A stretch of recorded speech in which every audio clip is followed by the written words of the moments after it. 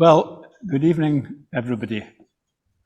So, yes, my last appearance before this august assembly was almost 9 years ago. On that occasion, and I'm sure there are some people here that were probably at that talk, it was primarily about the famous Galloway gypsy, Billy Marshall, but it included a small section on the Galloway Levellers.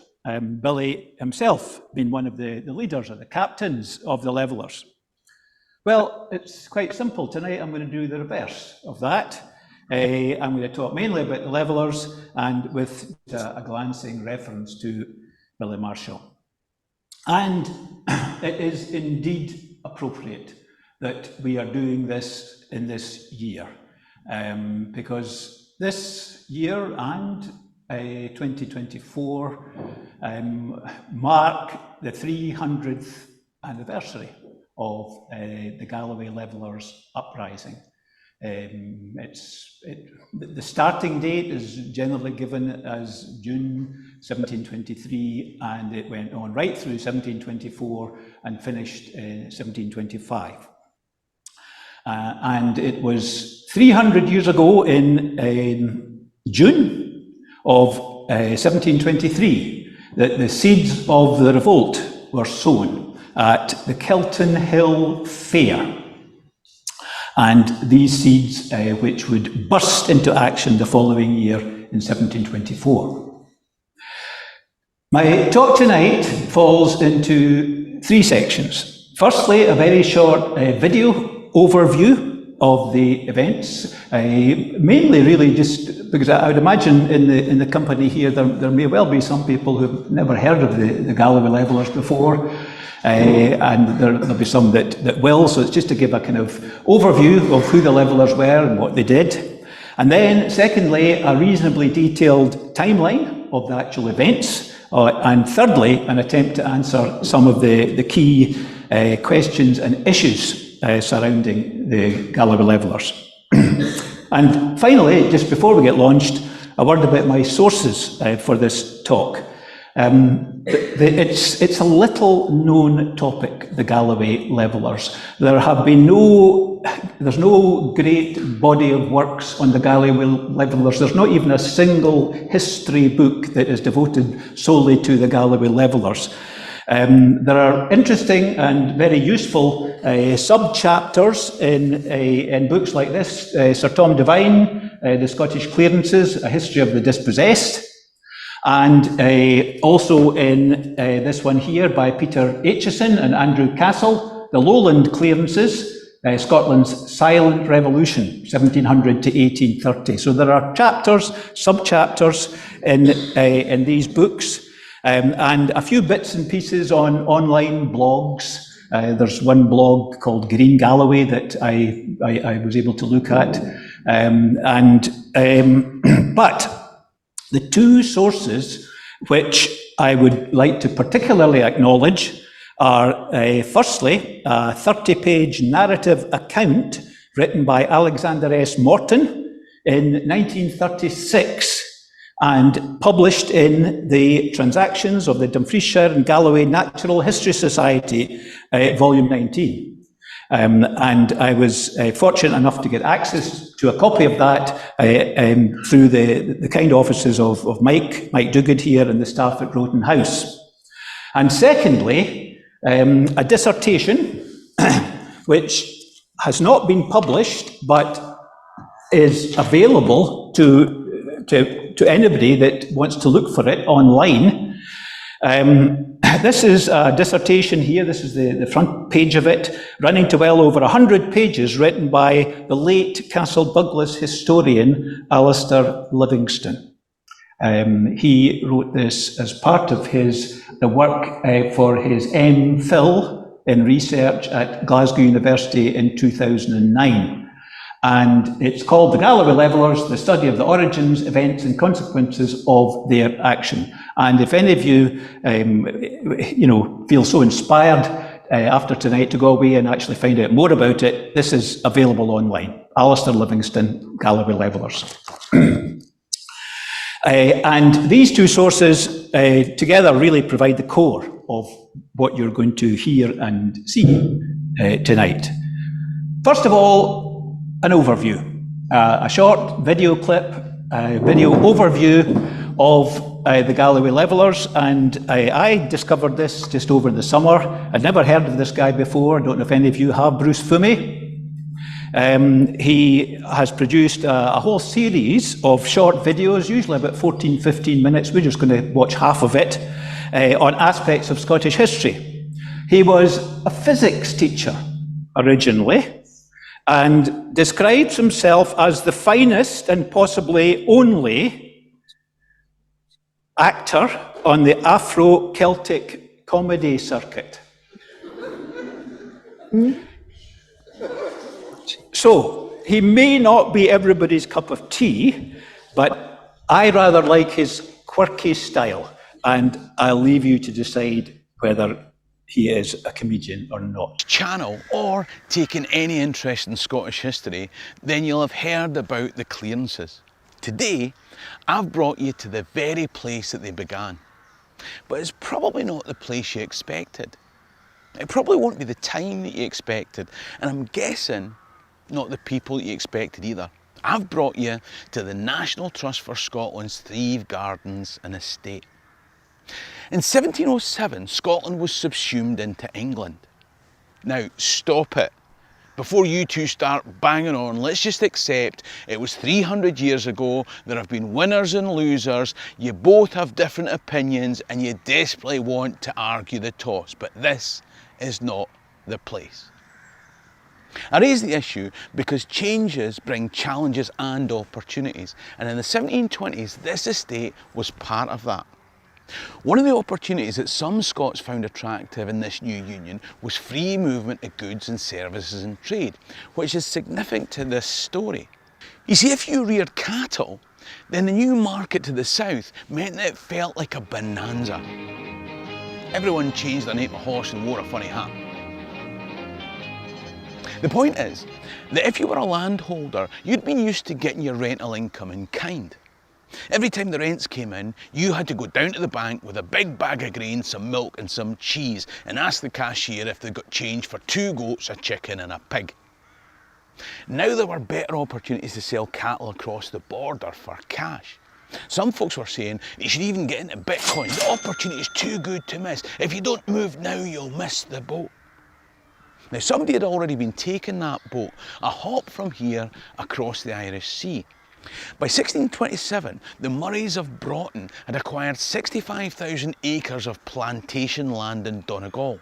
Now, if you're not sure about the Irish plantations, then one of my 3 videos on the ethnic cleansing of James VI talks about that. Anyway, the Scottish Privy Council had given permission for cattle from Donegal to be landed and driven through Galloway for export to England. When the English later banned the import of Irish cattle, this Galloway trade to England became very profitable. And Sir David Dunbar of Baldoon was one of the Episcopalian Stuart loyalists who profited and brought up neighbouring land from a MacLellan lord of Kirkcudbright who'd bankrupted himself in his support for Covenanters in the 1640s. So irrespective of the political triggers of our time, this whole affair is steeped in the economics and the politics of their time. Now, the stats that I've seen suggest that at the start of the 18th century, before this UK thing existed, 30,000 cattle crossed the border to England each year. Halfway through the century, that had risen to 80,000, and by the end of the century, 100,000. Perfectly placed to exploit this demand were the landowners in Galloway. But to exploit your land, and they're your cattle, you'd want your cattle protected. You don't want them roaming off and mixing with the beasts of the common folk. They started enclosing the land with walls and evicting common tenants. So the clearing of Scottish people that we all perceive to be about making way for sheep in the Highlands actually started to make way for cattle in the lowlands. The common solution to these problems was, of course, emigration. But loads of folk didn't have the money to become economic migrants. We've got descriptions of evicted tenants huddled along the sides of dykes in winter to shelter from the wind and the chill, because they had nowhere else to go. There are reports of people served with eviction found hanged in their houses rather than face that harsh ignominy. And it made me wonder about the connection between these lowly agricultural workers and those who threw themselves off the Empire State Building at the Wall Street crash. I mean, you strip away the ephemeral trappings of wealth and superficial frippery. Is the drop less dramatic? The fall that takes place inside your head is probably pretty similar. So what makes it so easy for one group to dismiss the pain of another? Of course, there were many landowners and gentry who did dismiss the pain and suffering of those that were cast out. And there were those agricultural workers in what had been a strong Covenanting area who'd suffered under crown and nobility and had no sympathy with certain landowners. In these rural communities, the annual summer fair brought people together to gossip, exchange news, plan for the year to come, to act as a community. And at the annual summer fair at Kelton Hill in May 1723, that is exactly what happened. 500 families were to be evicted from Wigtonshire and the Glen Kens and replaced by cattle. In the hustle and bustle of bodies and voices, oiled by the lubricants often found at these social gatherings, somebody suggested that they should start levelling these dykes. Somebody else said that was a great idea. Quite right, said a third. And yet nobody did anything until the start of 1724. Now, I think Dumfries and Galloway is a beautiful part of Scotland that tourists tend to neglect. I'd be keen to know in the comment section if you've visited and what is your favourite part of Scotland. Anyway, back to the story. Often, revolutions don't start with the people at the very bottom. And two men, one a former tenant of Gordon of Earlston and the other Lady Kenmure's, met at a local inn. They were being asked to take on additional tenants put off other lands for cattle, and frankly, they'd had enough. They signed a bond committing each other to resist the spread of dykes. And then more people joined in to sign the secret bond. When they had enough, they began going out at night and, beginning with the landlords mentioned, started breaking down the enclosing walls. More joined the clandestine task of midnight wall breaking, and then even more came, and they joined the cause until they had the confidence to break down walls in daylight. Galloway was awash with levellers. These levellers became more organised under the leadership of a guy called Billy Marshall, who for some reason became known as King of the Galloway Gypsies. Landowners, recognising the risk to their position, called for military intervention under the leadership of James Stuart Lord Gairlies, known as the 5th Earl of Galloway. Are you picking a side? In the rising violence that followed, one report spoke of how a mob of levellers were pursued by a group of mounted gentlemen who had taken muskets to protect themselves against the pitchfork brandishing mob. Have you ever noticed how a mob being pursued by a group of gentlemen doesn't sound nearly as bad as a group of gentlemen being pursued by a mob? And yet the gentlemen have guns and the levellers only pitchforks. A gentleman with a gun threatens nobody, but a field worker with a pitchfork can bring down the state.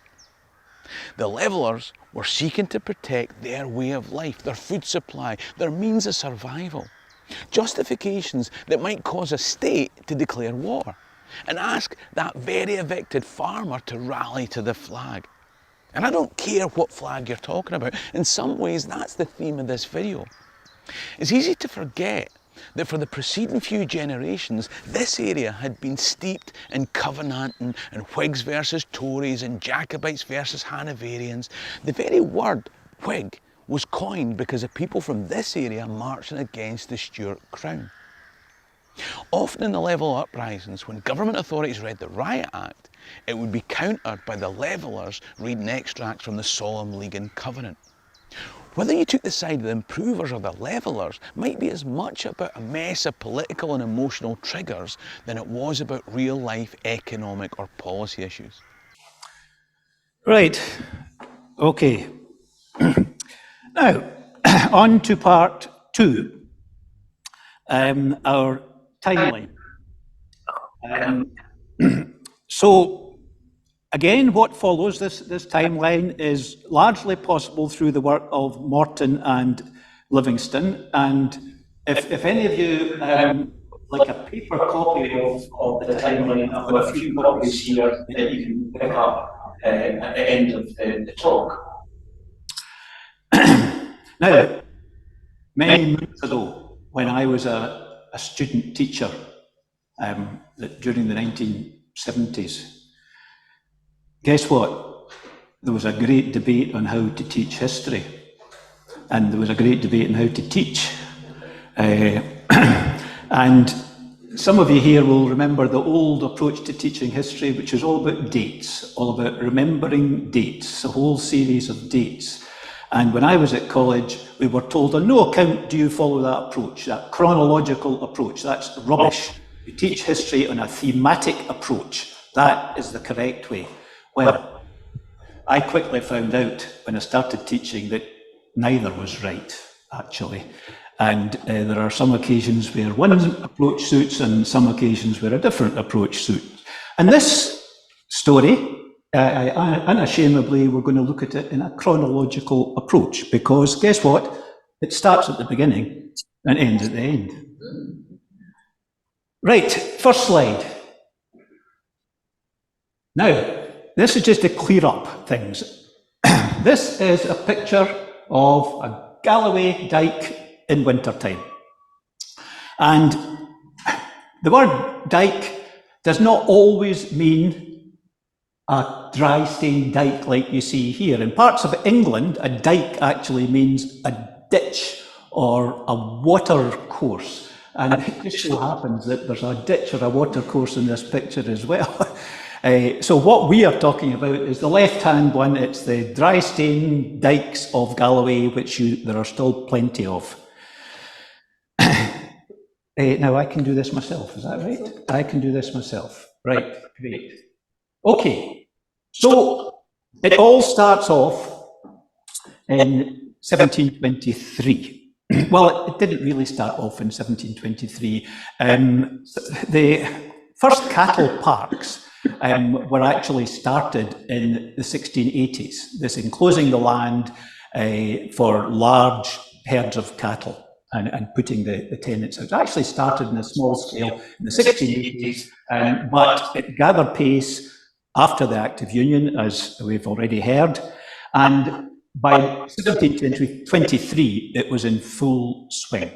So this is what we see, first of all here, May 1723, several tax of arable farms in lowland parishes of Stewartry of Kirkcudbright are not to be renewed. People are basically being chucked out, right?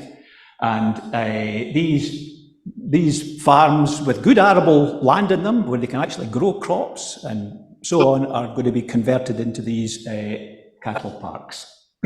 And in the Stewartry, there were instances of 5, 7, and even 16 families being evicted when their leases ran out. And as was covered in the Bruce Fummey bit, emigration in a large scale just really was not on, because to emigrate, to be an economic immigrant, you have to have some finances, you have to have some money to pay for your fare, to get you started up when you go there. The second entry there, the reference to the Kelton Hill Fair. Now, Kelton Hill Fair, I take it we all know where that is? No. I'll show you quite soon. In fact, let's just have a wee look here. Oh, where's the map? Yeah, I'm further on. We could. Well, let's just go back and we'll do it in the right order. Sorry, Carol. So Kelton Hill Fair, one of the great social and business events of the year in southern Scotland. Held, now it's interesting that Bruce Fummey talked about May, but from what I can gather, it was actually June. It was midsummer, and it was held on the Tuesday nearest to Midsummer's Day every year. Now that puts it firmly into June. And just outside the village of Roanhouse, there's a farm still there up there called Kelton Hill Farm, just between Roanhouse and Thrieve Gardens. And it's always struck me that this fair must have held a similar significance in past centuries to the Highland Show. Held in Scotland every year just outside Edinburgh. It was officially a horse and cattle trading event drawing dealers from all over Scotland, the north of England and Ireland, but it was much, much more than that.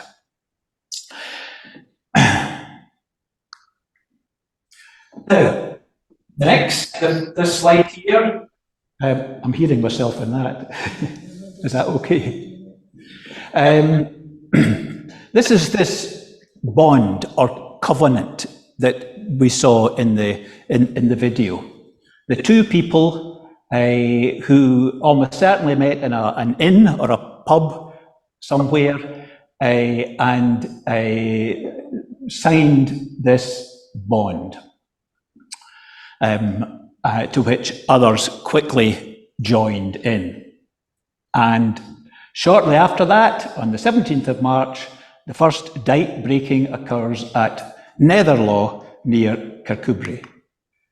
Now, what do I do for my zoom in here, Carol? Yeah. Now, of all the things I've discovered in researching this map is in some ways the most useful thing that I have looked at. So, it is working, great.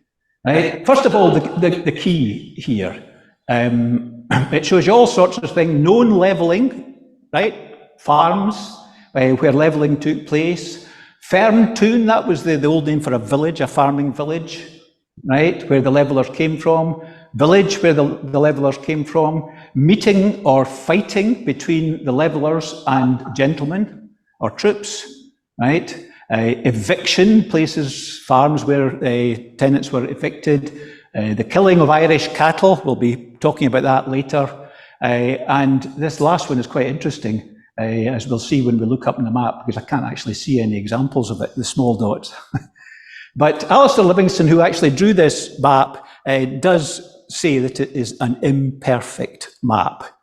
Carol, could we maybe just go a wee bit further up now and just get a better look at it? It basically shows what I would describe as the southwestern stewartry, right, of Kirkcudbright, the stewartry of Kirkcudbright, slightly over to the left there. Maybe Carol can just show us the wee bit that includes Galloway, that includes the Machars of Wigtonshire, and I think that's why we talk about the Galloway Levellers as opposed to the Kirkcudbrightshire Levellers, because apart from a small outbreak of trouble in the Machars, most of the activity actually happened in the stewartry of Kirkcudbright, and most of it happened actually within a few miles of where we're sitting right now, as you can see from this great cluster of activity, which has to be shown again with the key by 1, 2 and 3. So there's Netherlaw. If I can point out Netherlaw, that's where it all started. There, Netherlaw Farm, which I think is now part of the range. It's under the range, right? And the various things that we see here. The killing of Irish cattle. I haven't been able to find any of these sort of solid black arrows anywhere else, so I can only assume they must be under this great big mass. There are other examples, yes, up there, but there must be 2 or 3 in this area. This whole area here, right, was one of the centres of activity. Carol, if we could just look further up, the other main centre of activity for the Levellers is up round about Crossmichael and Parton up here. And I think a lot of it is to do with the local lairds who were actually there. In the south here, it was Sir Basil Hamilton of Baldoon. That was his title. Baldoon's actually over in Wigtonshire. But he was the largest landowner in the Stewartry. He was a Jacobite, or he had been a Jacobite, and he was very lucky to have escaped with his head at the end of the 1715 rebellion. He wasn't a Catholic, he was an Episcopalian, but as we perhaps know, the many Episcopalians in Scotland also supported the Stuart dynasty, the Stuart cause. It wasn't just Catholics. Can we maybe zoom in again, Carl? And just look at one or two other things. Now, the centre, the epicentre of it all was Kelton Hill. And there we have Kelton Hill there, right? Gallows Slot, I have never heard, and I don't know anybody who's ever heard of a farm or a place called Gallows Slot. If you have, please let me know. And it looks as if it's just beside Carling Work. I suspect this little mark here is Carling Work, yes. There's no Castle Douglas, of course, because guess what? Castle Douglas didn't exist at that time. There was a tiny wee hamlet just at the bottom end of what is now Castle Douglas. And going, if we look for some of the battle signs, there's 3 or 4. There's a couple up here. The Boat of Rhone, Duchray there. And that's just very close to Balmagee Church. Balmagee Kirk, just opposite Crossmichael. And then further down here, there's the steps of Tarf. Right, there was some sort of confrontation. Whether there were real battles or not, we'll come to shortly. And lots of our local farms that you'll recognise the names of. Kirkarswell, right? Netherlaw, Barskeshy, Gribday, Bombay, right? All farms that are still there. And this whole area here between Kirkcudbright is mentioned, there it is, right? And Dundrennan, right? There used to be 2 additional parishes in between. Nowadays, you've got Kirkcudbright, you've got Dundrennan, or Rerrick, which is known as, but there were actually 2 additional parishes in this area, one to the south called Dunrod, and one slightly further up here called Galtway, known by locals as Gata. And these were all the lands of Sir Basil Hamilton, St Mary's Isle Estate, and we'll come back to that later. Right, I think that's fine for just now, Carol, thank you very much. Now, I don't know if, can we move that down? I don't know if we can. We're back, yeah. Early April, something meeting against cattle parks fixed to church doors in Borg, Twynham and Tungland parishes. Now this is interesting. If you're going to fix a notice on a church door, right, organising a meeting for levelling, whose permission do you need? The minister. Absolutely, the minister. And this is very interesting because the ministers, some of the ministers of the local parishes were most certainly with the levellers. The publication in a national paper, the Caledonian Mercury, reported that this meeting was addressed by a mountain preacher, big with the ancient levelling tenant. Following that, several hundred armed persons subsequently demolished dikes in the neighbourhood. This mountain preacher was almost certainly the Reverend Hugh Clanny. We'll come back to him later.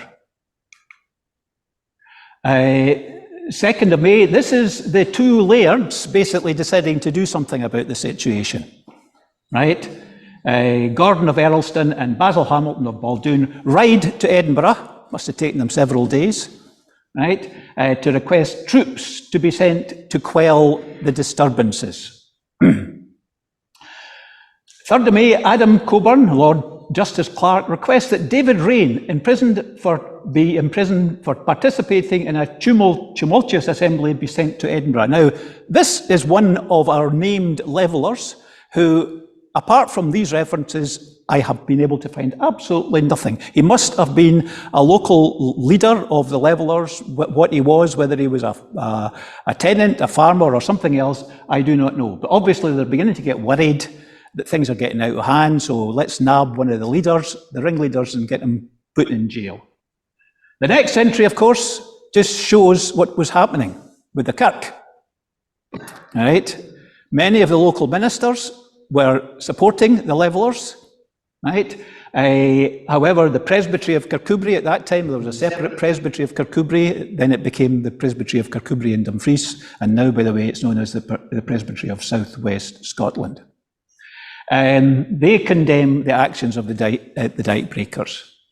And again, just immediately following that, a call for assembly at Bombay Moor, Tuesday, 12th of May, fixed to 8 church doors. Not 3, but 8. So there are more ministers that are with the levellers, is how I construe that. Some of the troops start to arrive. That's the first one.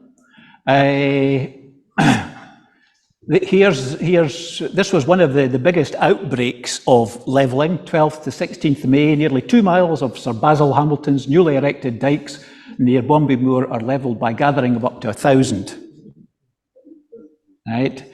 20th of May, dike breakers split up into smaller groups extending levelling activities across Stewartry. One group claimed that 53 of Sir Basil Hamilton's cattle were illegally imported from Ireland. If there's one thing that added insult to injury for the levellers was if they thought that some of the cattle were Irish cattle, and we'll come back to this later on.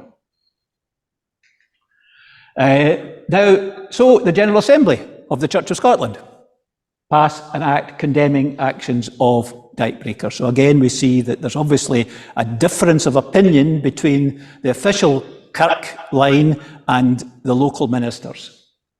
A second meeting, I think this would again have been just prior to the Kelton Hill Fair of 1724. More troops arrive, and finally, there was a complete regiment of dragoons, 2 cavalry, if you like, and 4 infantry under Major de Carey assembled in Kirkcudbright, ready to deal with the levellers.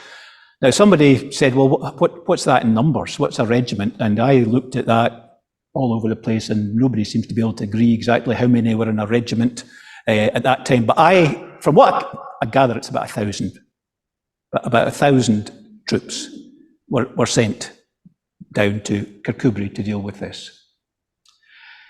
The Riot Act is being read. One assumes from the middle entry there that this was to be the procedure.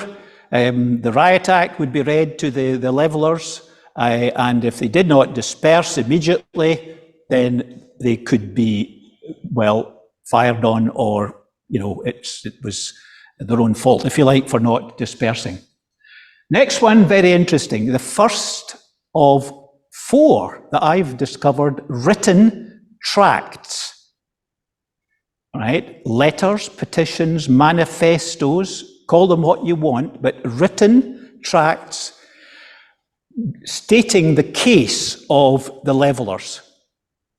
This one was called An Account of the Reasons of Some People in Galloway, Their Meetings Anent Public Grievances Through Enclosure. That was published, right? Which is basically a manifesto of the levellers. Who would write a manifesto? These manifestos were written in Queen's English, not in the local Scots vernacular. So you have to ask, who would have written them? Here are references to 2 of the so-called battles, the Boat of Rhone and the Steps of Tarf. I think we saw them on the map there. And as a result of these, I think most of them were actually what you would really call minor skirmishes or standoffs. We'll see later on, when we look at the actual violence of the revolt, why we think this. The second of these manifestos, News from Galloway, or the poor man's plea against his landlord. The first of 3 civil court cases against the Levellers. We know of 3 civil court cases. No criminal cases were brought against the Levellers. 3 civil cases for damages. The third of these manifestos or letters, Levellers write their letter to the military leader in Kirkcudbright, to Major de Carey, justifying their actions. This next bit has fascinated me. This is passed to Major de Carey by Provost Kilpatrick of Kirkcudbright. Heritors and Justices of the Peace report Kilpatrick as a Leveller sympathiser to Lord Advocate Robert Dundas.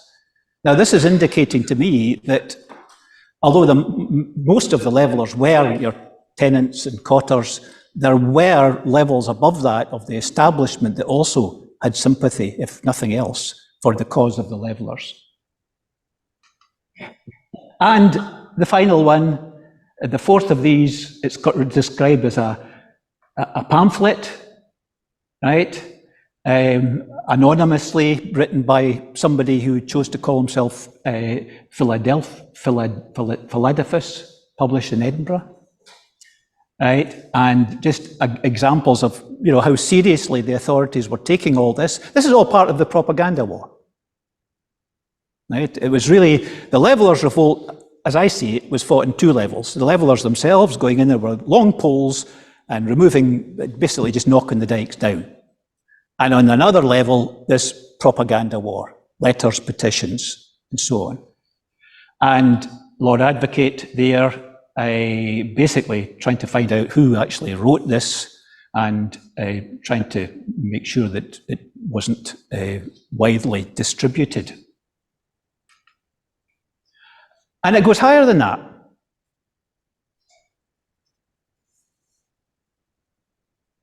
George I.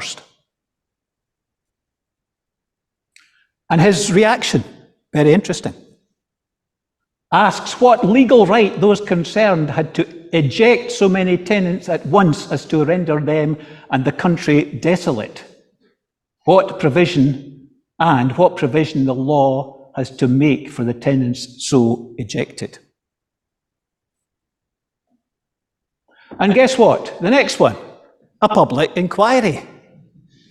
When something goes wrong, we always have a public inquiry.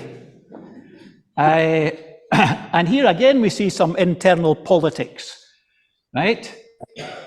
Dundas appoints James Johnston, Marquess of Annandale and Steward of the Stewartry, to oversee this. This is John McDowell, who is the depute. Sorry, we can't see the top bit for some reason now. I don't know if it's possible to get rid of that. But anyway, he's the depute steward. McDowell of Kirkcudbright advises Marquess of Annandale on the progress of the public inquiry. Marquess of Annandale writes to Sir Basil Hamilton. Now remember, he's one of the lairds whose walls are getting knocked down, right? After Hamilton has complained that McDowell is too sympathetic to the dyke breakers. So there's all sorts of shenanigans over this public inquiry as well, and how it's been carried out. But the next one, to me, is indication that they're beginning to relax. The authorities are beginning to relax a bit, because David Raine, whoever he was, is being released. And the main so-called battle of the Galloway Levellers revolt, and this is October by the way, October 2017-24 at Duchry, which was away up there, near to Crossmichael, Balmagee Church, right? And there was some sort of confrontation or battle there. But the troops were ordered to use their weapons only in self-defense. 200 levellers were captured, but most were allowed to escape whilst being taken to Kirkcudbright. One of those was Billy Marshall. And on the 18th of November, Brigadier John Stewart of Sorby, brother of Elgar, writes to his brother-in-law, Sir John Clark Pennycook, reporting outbreak of dike breaking in the Machars of Wigtonshire. So again, Carol, we could go back. Oops, sorry, I've lost it. Yeah. And this was late on in the year, if you like. There was this outbreak of levelling and fighting in the Machars. And if we could go a bit further up again, just to pinpoint Duchry again, where the main battle was. Yeah, there's Duchry. Apparently there's two farms there. There's Mains of Duchry and Little Duchry.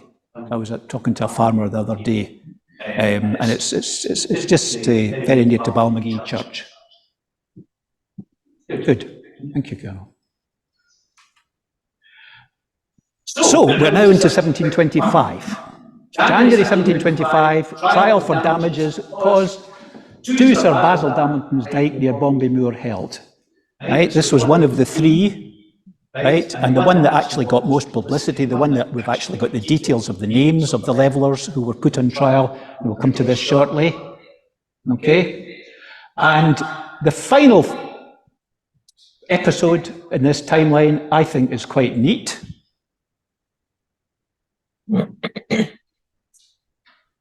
So the troops leave, and immediately there's some more levelling done. So it wasn't completely over. It was petering out, but it wasn't completely over. Now I think that's it. Yes, so that brings to an end. What's the time, by the way? 20 past. Right, okay. Part 3. A few issues and questions. Who were the levellers? Why Galloway, and specifically the Stewardship of Kirkcudbright? Why so little violence? And the consequences. Who were the levellers? Now, the standard answer to this question is that they were a large group, or even an army, of poor tenant farmers and cotters, numbering somewhere between 1,000 and 2,000. But this really is a pretty feeble answer to that question, who were the levellers? Can we have some names, please? You know, can you actually give us some people that actually were levellers? And the next few slides, we're going to try to put names and places and a bit more detail onto this question about who the levellers were.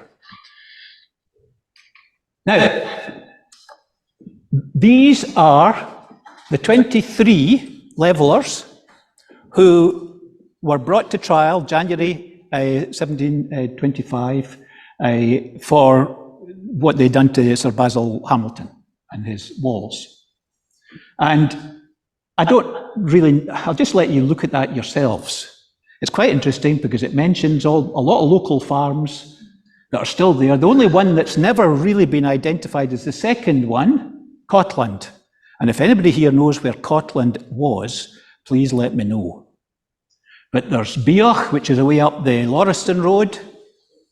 There's Oraland, which is still, of course, a working farm over by between Dundrennan, Kirkcarswell, Gribday, Marks, Bombay, Lochfergus, Nethermill. I'll explain that in a second. Green Lane Croft, Och Lane, Mullock, which is under the range, which is now part of the range, and Meadow Isle. Now, there is one that's different from the rest. It's the very first one. Now, this is the court list. So this was done deliberately. They're all described as inn. apart from the first one. And what we have discovered, or at least what Alistair Livingston discovered about this is the way people were described. If you described somebody as being of a farm, it meant you were an owner-occupier. If you described somebody as being in, you were a tenant, or a very small tenant, or cotter, right? So as you can see, the vast majority were tenants and cotters. Now, most of them were from Mr. Hamilton, Basil Hamilton's estate. 17 out of 23 were from the St. Mary's Isle estate, right? It was, as I've already said, a civil trial. They were sued for damages. 2 out of the 23 owner-occupier, 21 out of 23 tenants, cotters. The farms that I think could still be called working farms are listed there. Orland, Kirkarswell, Gribdale, Lochfergus, Marks, Bombay, and they are still recognisable anyway as farms, right? Mullock, now part of Range. Auchlane Mill, we think was really part of Auchlane Farm up by Roanhouse, right? Nethermill was part of Fagra Farm, again, Dundrennan. Meadow Isle is a field name on Airyland Farm over in the Gelston Road, right? And Green Lane is the name of a cottage near Sheila Hill. And the only one that has not been identified is Cotland. They were found guilty, and they were fined £777 Scots, which works out at roughly £35 each, which is a lot of money in those days. Now, the one, going back, the one that we actually know most about is right about in the middle, just below the middle there, John Cairns and John Martin in Lochfergus. He was only 14 at the time of the Levellers' revolt, right? He came to his first dike breaking equipped with a flail. You know what a flail is? It's what they used to thrash the corn with. But he managed to get hold of a musket from somebody at some point, which he was quite proud of, right? And he was interviewed many years later by a man called Nicholson, and he became settled down, lived in Kirkcudbright all his life, and became a respectable clockmaker. And guess what? That's his grave in Kirkcudbright Kirkyard. You can just about make it out there, I think, in memory of John Martin, clockmaker of Kirkcudbright, who departed this life, something or other, 1801, aged 91 years. So you can do your arithmetic. He was born in 1710, and he, therefore, in 1724, he was only 14. Right, other levellers. Well, of course, there's Billy Marshall. Now, everybody accepts that Billy Marshall was a leveller, although, and you have to accept that that's probably true, but I don't, to be quite honest, I don't know where the evidence is for that, but it's in all accounts that Billy Marshall was a leveller, so I suppose we just have to go with that. How old would he have been? Well, we don't know when he was born. We know when he died. And of course, this is something that I devoted a lot of time to in my previous talk, was the evidence about how do we know he was 120? Nobody can live to that old. That's a lie, sort of thing, right? So, yes, he would have been 50, a young man of 50 at the time of the Levellers' revolt. He claimed that he fought at the Battle of the Boyne, 1690, as a 19-year-old. So he would have been born in 1672, right? Now, it all comes with a big question mark, right? So why Billy Marshall? Why was he a leveller? Well, he was a Protestant, He probably came from some sort of Protestant background, although as a gypsy, somebody on the move, it's hard to see just exactly how that would work. But he regarded himself, of course, as champion of the oppressed. He was a kind of Dick Turpin, Robin Hood type character, robbing the rich to help the poor. So it's not surprising really to see him on the side of the Levellers, right? The story that I like most about Billy Marshall and the Levellers is the one concerning one of his other economic or entrepreneurial activities. Billy Marshall produced illegal whiskey. He had a still up Bargally Glen, which is up from Palmuir, and he made, consumed, he and his gang, and sold this illegal whiskey, as lots of folk did in those days. And the story is that he provided whiskey to the dike builders by day and knocked the dikes down by night. So we also think that Billy Marshall was probably involved in the local militia that were raised in 1715 against the Jacobite threat.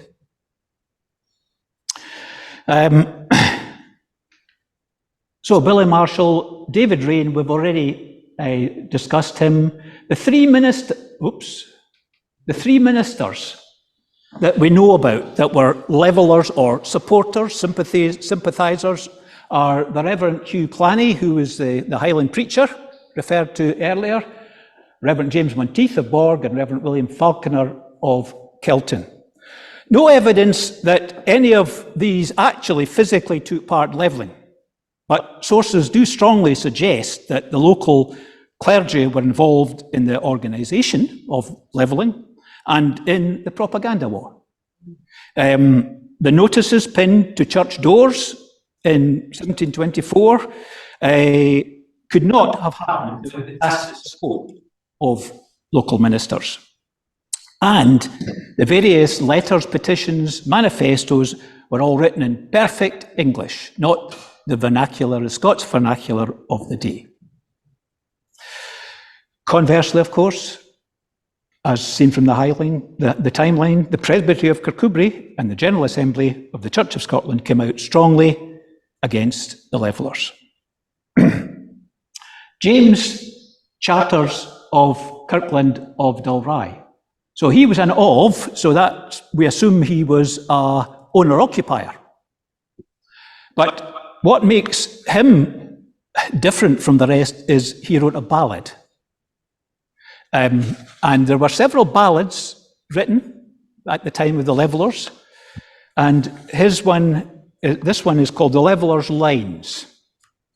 A generation like to this did never man behold.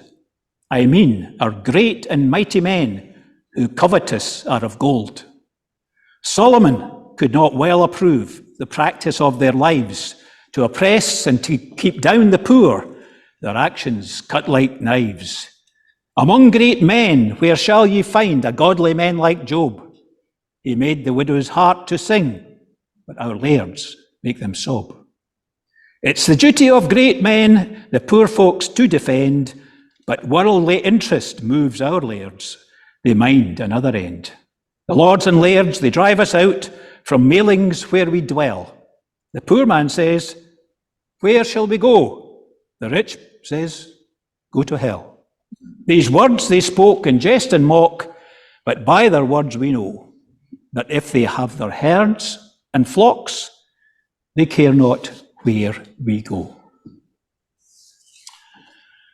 I don't think we need to say anything more about the two men that signed the bond. The only thing I'll say about the bond is that there's no trace of that bond. It was some sort of written document with the Levellers signing up to it, but there's been no trace of it. So, ladies and gentlemen, we know about 30 of the Levellers, right, by name.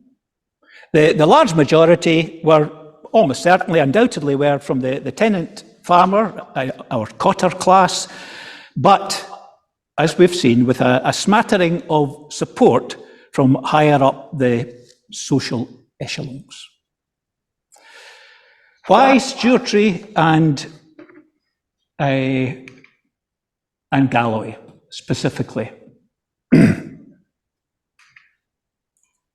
So, lots of factors.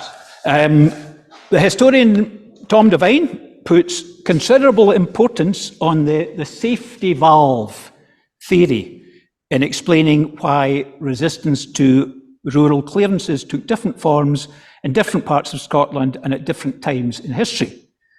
He refers, for example, to the eastern borders. This is all in his book here, which we take to mean the counties of Roxburgh, now the counties of Roxburgh, Selkirk, and Peeblesshire, where many were cleared from the land in the 18th century to make way for large sheep farms, as of course happened later on in the Highlands. One of the reasons for little resistance to this was that many of the cleared did find work in the growing towns of the area, places like Howick, Peebles, Melrose, Kelso, and Jedburgh, where textile industries based on wool and linen were developing. With regard to the later Highland clearances, Devine makes references to two safety valves: the safety valve of emigration, in some cases assisted, in other words, the lairds themselves paid for the fare, and in the case of Sutherland, the famous Sutherland clearances, to the provision of economic alternatives to crofting in coastal villages such as Helmsdale, which were built to house the evicted and to employ them in fishing and in the kelp industry. No such safety valves existed in southwest Scotland in the 1720s. To make matters worse and to add insult to injury was the importation of large numbers of illegal Irish cattle. Now, they were illegal because the English Parliament, this is before the Act of Union, in 1666, had passed a law banning the importation of Irish cattle. However, the law was blatantly broken by some lairds, right? And the next slide is another map, and it shows how the Murray family of the Stewartry were involved in this. The Murrays, during the plantation of Ulster, they were granted by the Crown, they were granted land in, it was Ulster because it's Donegal, and of course those of you that know your history know that Ulster isn't just the 6 counties of Northern Ireland, it includes Donegal as well, and Cavan and Monaghan. So what they would do is from their lands in Ireland, they would presumably drive the cattle, young cattle, across Northern Ireland, over to Scotland, and they would put them in their cattle parks, and they would fatten them up there for 2 or 3 years. I'm not a farmer, I don't know what the timescales would have been, and then sell them for a huge profit in England. So that's what was happening. So the poor innocent cattle, therefore, came to be seen as the prime cause of eviction, leading to the slaughter and or houching of them by the Levellers. Now, houching or houching involved cutting the hamstrings of the cattle, rendering them immobile and useless. The political factors and religious factors, we've touched on them already. They were alluded to by Bruce Fummey. Galloway, and specifically the Stewartry, as we know from old mortality and all the graves and so on of Covenanters, had been a hotbed of Covenanting activity in the 17th century. The fiercely protesting and Protestant Covenanters had fought and died in large numbers during the killing times of the late 18th century, the 1600s, the 17th century, the 1600s, fighting against the hated Catholic Stuart kings. There was joy in 1688 with the Glorious Revolution and the overthrow of the Stuarts, but equally dismay and fear in 1715 when the Jacobite rebellion of that year threatened a return of the Stuarts. So you have this situation in Galloway, in the Stuartry, where many of the, or at least some of the local lairds still had sympathies with Jacobites, likes of Sir Basil Hamilton and Lady Kenmure further up in the Glen Kens, right? But the mass of the people were of Protestant and many of them Covenanting, if you like, stock. Okay? Local militias were formed throughout the southwest to resist the threat of the Jacobites. This is in 1715. These militias were quickly disbanded when the 15 petered out, but part of their legacy can be seen in the ease with which the Levellers organised themselves into companies, each under the command of a captain, Billy Marshall himself being a prime example, just 8-9 years later. So that is why we have this kind of almost like a military infrastructure of the Levellers. The final political factor is the Act of Union. No direct link between the Act of Union and the Levellers' revolt, other than what has already been said, namely that the Act was a significant stimulus to the cross-border cattle trade. However, there was widespread resistance to the Act of Union in many parts of Scotland, including Dumfries and southwest Scotland, where rioters symbolically burned copies of the Articles of Union at the Market Cross. So, ladies and gentlemen, there existed what could be called a spirit of militant oppositionism in southwest Scotland, which perhaps did not exist to such an extent in other parts of Scotland, explaining why the Levellers' revolt happened there and not elsewhere. When we look at Sir Basil Hamilton, and I don't think we need the map again because we've seen this, right? The largest landowner in the Stuartry in the 1720s, we see many of these factors coming into play, explaining why his cattle parks were a particular target for the Levellers. In 1723, he set about systematically clearing his estates to create and enlarge his cattle parks. He had supported the Jacobites in the 1715 rebellion, but had miraculously escaped the death penalty and confiscation of his lands in the aftermath. And finally, he had illegally imported 400 of the hated Irish cattle. So it was a triple whammy as far as he was concerned. So in conclusion, why Galloway? Why the Stuartry? Perhaps because nowhere else in Scotland, at that or any other time, was there the unique combination of factors, economic, political, and religious, that made resorting to direct action seem the best and only way out. And the last two we'll deal with quickly. Why so little violence? Well, when you have a revolt, when you talk about a rebellion, you revolt, you expect to hear about lots of people being killed. The only violence to people recorded during the Levellers' revolt is the death of one Leveller in Sorby parish who died as a result of injuries received in a clash with the troops. One Leveller in the Stuartry by the name of McGrabbin is also reported to have lost an ear in a skirmish with the forces of law and order.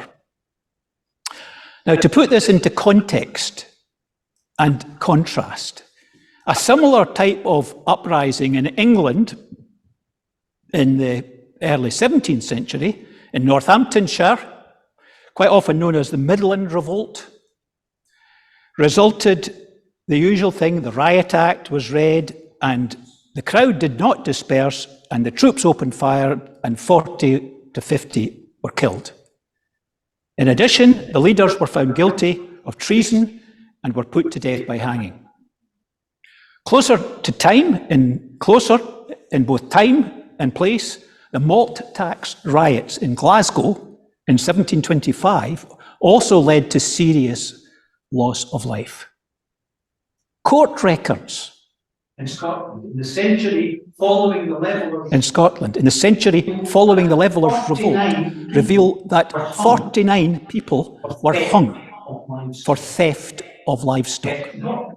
Yet not one leveller met such a fate, in spite of the fact that probably over 200 cattle were either slaughtered or effectively destroyed by howking during the course of 1724. Several explanations for this lack of violence emerge. Firstly, it's pretty clear that neither side intended serious physical violence on their opponents. The Levellers' weapons consisted largely of agricultural tools such as pitchforks, flails, scythes, clubs, and their large 8-foot poles. Some, perhaps a bit less than a third, did carry muskets and flintlocks. The dragoons were fully armed, but were under orders to use minimum force, and at the Battle of Duchray were ordered to use only the flats of their swords. The Levellers also made it clear in their various letters, petitions, manifestos, already discussed, that their loyalties were firmly with the Hanoverian crown. Now, that's very important. They were not rebelling against the state. Their cause was for justice only against the cruelty of their lairds. They may therefore, you could say, to have, at least to a certain extent, won the propaganda war. It's also clear from what we have already seen that some elements of the local establishment, ministers, the Provost of Kirkcudbright, the Deputy Steward MacDowell, and even the King, did express sympathy with the Levellers' cause, which may well have had a mitigating effect on how the Levellers were treated. No criminal charges, fine of £777 Scots. The 1725 civil trial was seen as a symbolic punishment because none of the accused could remotely afford to pay the fine. In conclusion, I think we can say that the lack of serious violence, the so-called battles, being little more than mild skirmishes and standoffs, had most to do with the fairly widespread belief that both sides in the dispute had merit in their respective cases, and both sides did nothing through their actions to unduly exacerbate or inflame the situation. And finally, consequences. Now, a very brief description of the sort of conclusion of the Galloway Levellers revolt. And it's the last sentence there in red that I'd like you to look at. The Galloway Levellers uprising was therefore only a footnote to Scotland's history, fascinating for local historians, but of little wider importance. Now that's a pretty miserable or harsh analysis of the impact of the Galloway Levellers revolt. And of course, we've got no way of being sure. We can't do what Outlander does and go back in time and rerun history and see what would have happened differently. We can't do that.